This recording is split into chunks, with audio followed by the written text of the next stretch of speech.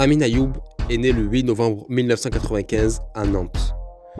Il grandit avec ses parents ainsi qu'avec ses 3 frères et sa sœur. Son enfance n'a pas été facile et très tôt, il a dû prendre des décisions importantes pour sa famille, ce qui lui forgea un mental d'acier. À 17 ans, il vit un des pires moments de sa vie. Sa mère fut incarcérée en prison et il se retrouva seul à s'occuper de ses frères et sœurs. De nombreux soucis commencent à s'accumuler. À l'école, ce n'était pas le meilleur élève.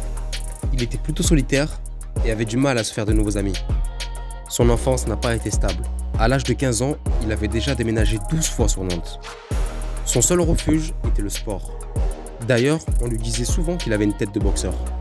À force de l'entendre, à 14 ans, Amin décide de participer à un entraînement de boxe. Et là, ce fut une révélation pour lui. Il décida de s'inscrire au K1 et 1 an plus tard, il commença le MMA.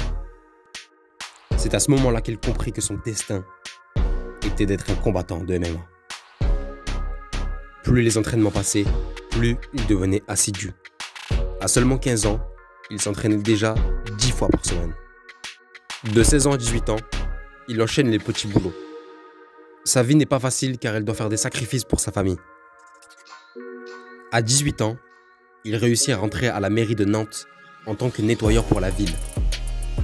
À 21 ans, la mairie de Nantes lui propose un CDI qu'il refusa, car il sentait que sa carrière allait connaître une ascension fulgurante. Et encore aujourd'hui, il n'a jamais regretté ce choix.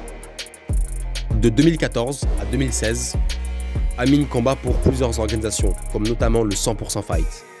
En 2016, on lui propose de participer à El Academia. Il s'agit d'une télé-réalité sur le MMA version Desert Force, un peu comme le TUF avec l'UFC. Il se hissa jusqu'en finale du tournoi. Malheureusement, Amin perda à la décision, une décision très controversée. Après cela, il décide de voyager pour s'entraîner et progresser. Il partit notamment au Brésil ou encore en Thaïlande. C'est notamment à Phuket qu'il découvrit le Tiger Muay Thai, qui sera une révélation pour lui. Car c'est à ce moment-là qu'il comprit réellement comment se préparer un combat. En 2017, le manager Guillaume Pelletier le plaça sur un combat contre Emre Kühnby. En Suisse, ce fut une grosse expérience pour lui. En 2018, Amin affronta Tim Wald en short notice. Il perda le combat à la décision. Après ça, il se jura de ne plus jamais perdre un combat. Ce fut d'ailleurs la dernière défaite de sa carrière. Il signa ensuite un contrat avec la Bulgarian Top Team de Guillaume Pelletier. Depuis, ensemble, ils n'ont enchaîné que des victoires, notamment au Phoenix Championship, au Cage ou encore à l'European Beatdown. Jusqu'au jour où son manager Guillaume Pelletier décida de le placer sur la carte de l'UAE Warriors pour y affronter Ahmed Laban pour la ceinture de la catégorie welterweight. Une catégorie qui n'était pas la sienne. Mais malgré tout, Amin remporta le combat et la ceinture, devenant ainsi le champion welterweight de l'UAE Warriors. Après ça, l'UAE Warriors proposa à Amin d'affronter le champion des lightweight, Youssef Webe, un combat qu'il remporta par soumission au 2e round et ainsi devenir le premier double champion de l'UAE Warriors. Quelques semaines plus tard, il reçoit une proposition pour combattre au Brave Combat Fédération.